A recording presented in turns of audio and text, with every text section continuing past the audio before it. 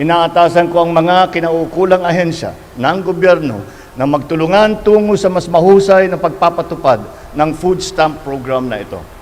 Tiyakin natin na walang bahid ng anumang anomalya ang pamamalakad ng ating mga proyekto.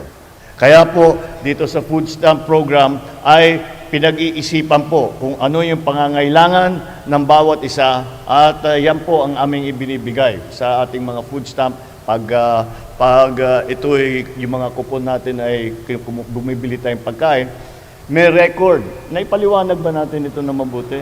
Ha? May record kung ano na ang nabili ng bawat pamilya. Para makikita naman natin, hindi naman puro candy lamang ang binili.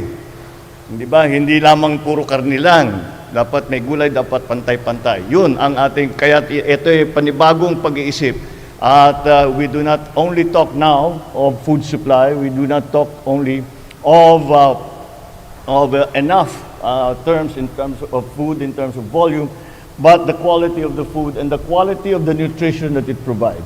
And that is a new aspect to this new program that we are launching today. Dahil hindi po naman tama na pagkain ay sapat. Dapat kumpleto at balansyado rin ang nutrition na nakukuha natin mula rito, lalo na para sa mga kabataan.